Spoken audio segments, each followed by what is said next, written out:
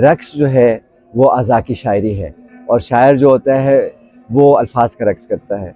तो फ़नून लतीफ़ा में सबसे खूबसूरत सिन्फ़ जो है वो रक्स है।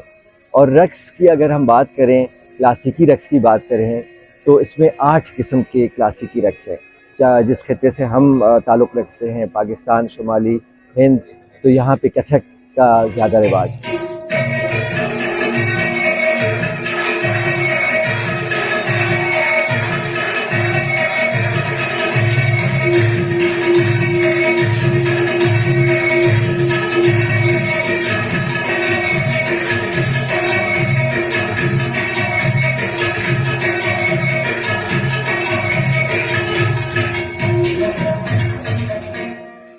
कथक की अगर हम बात करें, क्लासिकी रक्स कथक की, तो कथक लफ्ज़ कथा से निकला है। संस्कृत में या हिंदी में कथा कहानी सुनाना यानी किस्सा सुनाना, दास्तान सुनाना, स्टोरी टेलिंग। तो ये जो कथाकार थे, कथक करने वाले थे, ये असल में लोक फनकार थे जो एक गांव से दूसरे गांव जाते थे, साज बाजे इनके साथ बंधे होते थे और ये एक गांव की कहानी दूसरे गांव में सुनाते थे।